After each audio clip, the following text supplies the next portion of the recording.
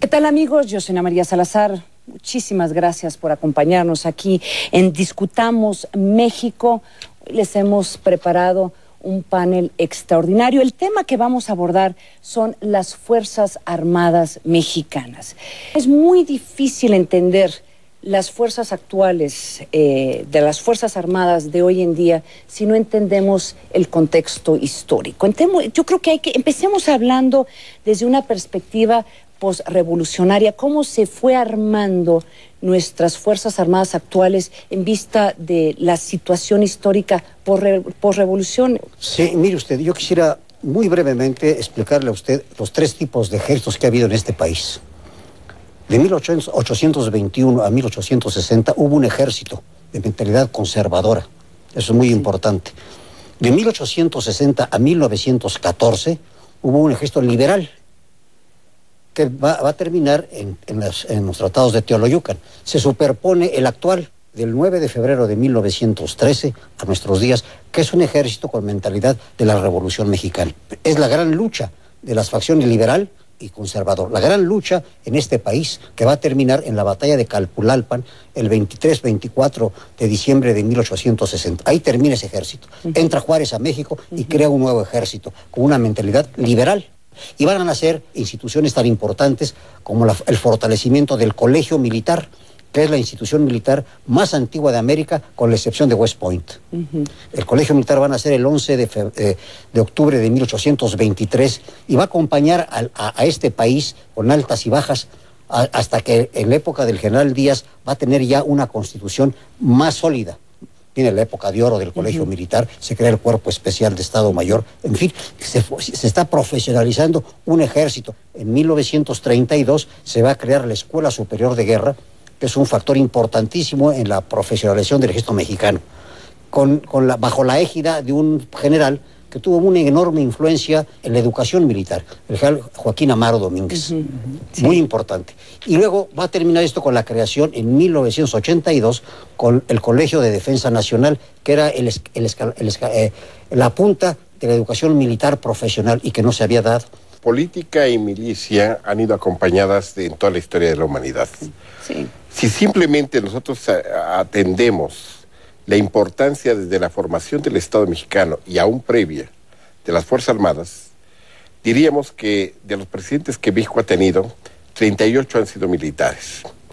De hecho, los militares, a partir de 1821, el momento en que se consuma la independencia realmente y se crea el Estado mexicano como tal, han gobernado desde entonces durante 100 días, 4 meses, 21 días, 23 horas y 15 minutos. Y hablo de 15 minutos porque 45 minutos le correspondió justamente a un civil que fue Pedro Lascurain. Sí, claro. Entonces esta es la condición. O sea, hemos sido gobernados más por militares que por civiles. Ahora, como fuerza precisamente, es un elemento que garantiza, primero, el carácter coactivo para dar vigencia al Estado de Derecho y posibilita, entre otras cosas, la defensa tanto de nuestra estructura territorial frente a amenazas externas, la capacidad indiscutible para mantener el orden interno y sobre todo la búsqueda en la actualidad que se busca identificar de un orden social justo y particularmente del apoyo a la población en casos de desastre. Estudiar a las Fuerzas Armadas es estudiar la formación del Estado mexicano, es estudiar su naturaleza, es estudiar su geopolítica, es estudiar sus litorales, es estudiar, con base a esa formación física del Estado mexicano, su geografía, nos habla también del tipo de institución armada que se requiere e incluso tiene que ver con el tipo de adiestramiento que requiere el personal militar. Entonces, estudiar a las Fuerzas Armadas significa estudiar la columna central del Estado mexicano, su comprensión, su concepto de política exterior, de no intervención, tiene que ver con una determinada formación de la doctrina militar. Básicamente hay que observar la evolución de las instituciones educativas dentro del ámbito militar. El secreto ahí son las instituciones educativas. Es fundamental porque implica no solamente la parte del adiestramiento lógico, porque hay nuevo equipo, hay nueva tecnología, que evidentemente el elemento militar utiliza en su desempeño profesional, pero también tiene que ver con la formación, con su formación doctrinal. Y esto es muy importante señalarlo. Hay que observar que la evolución de los militares en México, desde una perspectiva de los estudios que hacemos los civiles, tiene que ver con una adaptación generacional. Y eso nos habla mucho de la preocupación de nuestras Fuerzas Armadas por estarse no solamente actualizando, sino formar parte de la transformación del país. Es decir, no irse actualizando conforme se van dando los acontecimientos, sino irlos acompañando, ¿sí? Sí. Ir y formando parte de esa transformación. Pero, doctor Garduño, si para los civiles y las instituciones civiles la transición democrática no fue fácil, yo imagino que también es difícil esta transición, hacer esta transición para las Fuerzas Armadas. En efecto, uno de los grandes problemas consiste sobre todo en los cambios que comienza a haber en el ámbito de la realidad. Podemos encontrar una constante en la historia, sobre todo de las Fuerzas Armadas.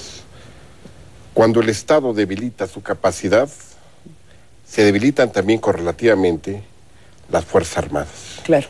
¿Cuál es la relación entre los civiles y las Fuerzas Armadas mexicanas?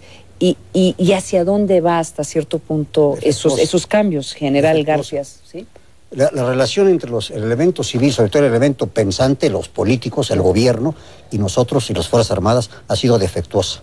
En México desde hace muchos años existe un divorcio o una ignorancia sobre las Fuerzas Armadas y creen que no servimos cuando nos retiramos más que para directores de las policías o cosas de esas. Y no. Y actualmente hay una ignorancia muy grande entre el elemento que dirige este país, los gobiernos, y nosotros. Y eso es grave.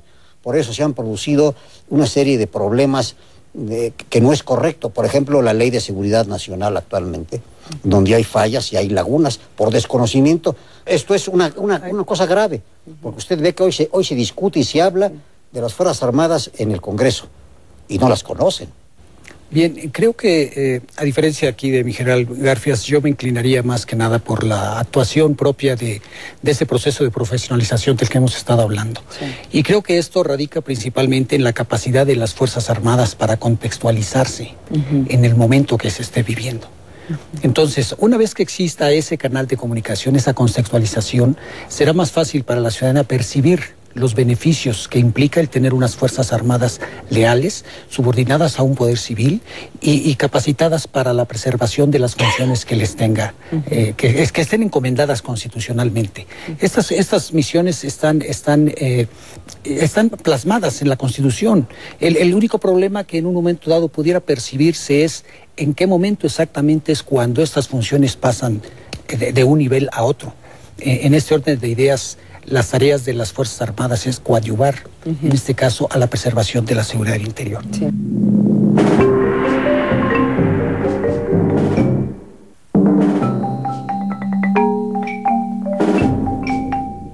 Las Fuerzas Armadas representan nacionalismo y patriotismo, representan la naturaleza del Estado mexicano. Hay que reconocer que se pueden crear, desaparecer o fusionar secretarías de Estado, pero las Fuerzas Armadas son de carácter permanente. Déjenme utilizar un término farmacéutico. Los gobiernos tienen fecha de caducidad, el Estado mexicano no. El Estado mexicano es permanente. Y la naturaleza de permanencia de las Fuerzas Armadas hablan de la propia naturaleza del Estado. Es decir, una cosa explica a la otra. Por eso, evidentemente, las decisiones que se toman en un gobierno, el que viene, o el pasado, o el antepasado, afectan la dinámica de las Fuerzas Armadas cuando se desconoce este valor fundamental que implica el nacionalismo. Las Fuerzas Armadas fueron introducidas precisamente primero por el Poder Ejecutivo. En distintos periodos, por ejemplo, a partir de Miguel de la Madrid, comienza a incorporarse de manera creciente, sobre todo la presencia de la estructura militar. Considero que ha sido erróneo. Y lo hacen porque como que tienen más confianza en las Fuerzas Armadas. No sé si tengan más confianza, pero sí hay una realidad. Las fuerzas policíacas se han corrompido y de alguna manera han dejado precisamente su función hace mucho tiempo. Esto entonces nos lleva a contemplar el problema. ¿Deben las Fuerzas Armadas estar en la lucha contra el narcotráfico? Y el problema sería el siguiente. Estamos hablando de que el ejército es un actor estatal y lo estamos colocando contra un actor no estatal, que es en este caso el crimen organizado. A su vez, la lógica precisamente del ejército necesariamente es responder al orden legal que definitivamente no corresponde en este caso al narcotráfico. No de menor importancia es que la lógica, concretamente del narcotráfico, es una lógica de mercado, mientras que la otra lógica es una lógica de carácter político, militar y de carácter social. Lo primero que han hecho con esta ley de seguridad nacional es anular, entre otras cosas, el fuero militar. Bueno, intentar. Y esto es un elemento pavoroso, ¿no? Realmente. Claro. Pasa que los soldados están yendo a las calles sin la protección legal adecuada. No tienen la protección legal adecuada. Sí. ¿Quién se las podría dar en esos momentos? El artículo 29, que es la suspensión de garantías individuales. Pero no han querido hacer eso. No han querido hacerlo. Por Lo hizo razones yo hasta políticas. Sí. ¿Por qué? Porque en este país no pasa nada y pasa todo.